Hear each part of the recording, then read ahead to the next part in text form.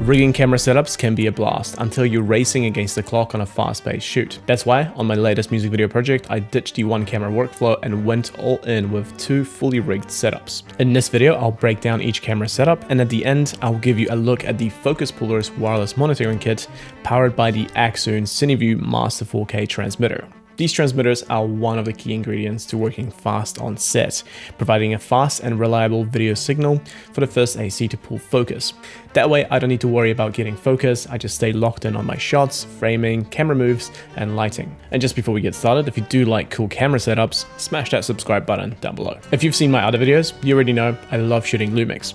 Full frame, 6K, 3x2 open gate, anamorphic stabilization, and fantastic colors, these cameras check a lot of the boxes, especially on the lower budget. I even compared the LUMIX S5IIX to an ARRI Alexa Mini, and after some color grading, the results were impressively close. Of course, LUMIX and ARRI cameras are so different, but the fact that I was able to match the colors very closely in post really says a lot. I'll link to that video down below. My main rig is a dedicated handheld setup for dynamic shots, while the other is permanently mounted on a gimbal for smooth tracking shots. I mean, just look at some of these shots we were able to achieve with the LUMIX S5 II and S5 IIX. The colors look stunning for such a small camera. But of course, color science isn't everything, and a lot of the visual style is created by the lens choice. And that's why for this shoot, I've used the Blazar Remus 1.5x anamorphic lenses. They're hands down my favorite budget anamorphics. They deliver a great look with barrel distortion and a bit of weirdness around the edges when wide open. Normally, I stop them down for extra sharpness, but for this shoot, I embraced the quirks and shooting almost entirely wide open to create that surreal feel.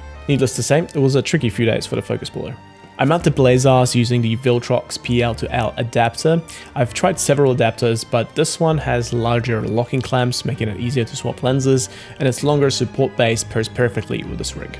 The camera is housed in a small rig cage, plenty of mounting points, and super versatile. I use a small rig NATO rail with a rod clamp to attach my side handle and wireless follow focus kit. The newest addition to my handheld rig is the Rigid Pro Cinerig base. It's basically an extension for the camera, adding extra mounting points, a V-mount plate with 4 D-tap ports, a power display, and an on-off switch. It also eliminates any flex in the cage by locking securely to the top and bottom plates with many screws, making the entire setup feel rock solid, especially when mounted to an EasyRig Minimax, which I use quite a lot on this shoot, as it gives me an extra point of contact, therefore slightly stabilizing the shot, but also it makes the camera feel really lightweight, as it puts most of the weight on the hips. My only complaint with Rigid Pro base is that it adds extra height, which complicates mounting the lens adapter to a base plate. I had to add an extra plate and a spacer to make this work. If you're using native lenses, this won't be an issue, but with adapters, expect some extra tinkering. At the back, a small rig V-mount battery powers the monitor, video transmitter, wireless follow focus, and even charges the camera by the Rigid Pro D-tap to USB-C cable. And to spice up my camera setups, I have red HDMI cables from my own camera accessories brand, AllRad. We've got high-spec, hyper-thin, 8K 60, 4K 120, HDMI 2.1 cables, magic arms, and more to come. Check out the links below for a special AllRad coupon code. You also find links to all the other cameras and accessories down below. The monitor I used is Viltrox DCX3 6 inches 2000 nits brightness. That works great when shooting outdoors. The monitor also has an additional monitor hood for when it's really bright outside. It has an SDI and HDMI in and out ports. This is fantastic to see, but I generally prefer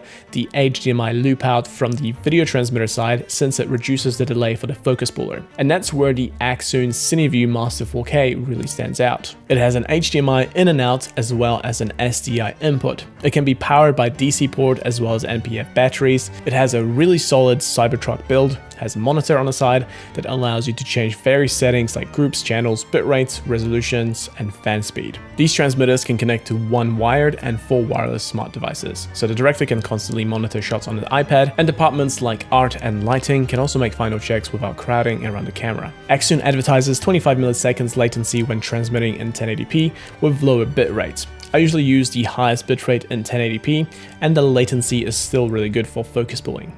4K 60 transmission is a really great feature to have for bigger client monitors where you need to see more detail. 4K will have around 35 milliseconds latency. Unfortunately, Lumix camera's HDMI output does have quite a bit of latency.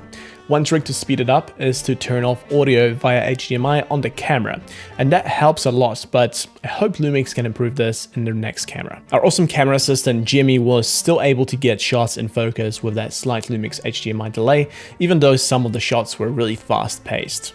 If you're using a camera like the Sony FX6, it has a way better output and less latency. A new feature that ACCSOON has developed is tri-band, which uses 2.4 GHz, 5 GHz as well as 6 GHz together to give it a low latency and a more stable connection. The transmitter also has the ACCSOON SeeMo built into it, which means it has a video output via USB-C or lightning cable. On a fast-paced music video shoot, I found this very useful on my gimbal setup. To keep it lightweight, I have plugged in my phone into the master 4K to monitor the video. The USB-C port also charges my phone at the same time. The ACCSOON C app, which I use to monitor the video either wired or wirelessly, has really expanded over the years, and they have included so many features in here. Focus peaking, false color, waveform, zebras, grids, and most importantly, we have the custom anamorphic D-squeeze. The only tricky thing with anamorphic shooting on a Lumix with 3x2 open gate sensor is that when an image gets D-squeezed, you end up with a black border around the image. The app unfortunately doesn't scale this properly, and it just ends up cutting off some of the frame if you try to pinch and zoom. So to get around that, I have programmed the iPad accessibility zoom function, so I double tap 3 fingers on the screen and the iPad OS will zoom into my frame. But that's just an issue with filming 3x2 open gate on a Lumix camera. If you're shooting in 16:9, you're gonna be totally fine. Now, talking about the downsides of this ACCSOON system, I would really like to have a DC power locking port for a more secure connection.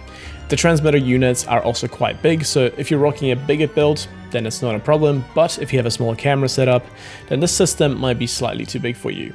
I did have some of my iOS devices drop frames every sometime, and it wasn't all the devices, or just some of them. So if you do have an issue like that, try changing the channel on the transmitter to channel 151, and that has fully fixed the issue for me. If that doesn't fix it, try some other channels, and I think that should be sweet. I've set up a second transmitter dedicated to my Gimbal Rig.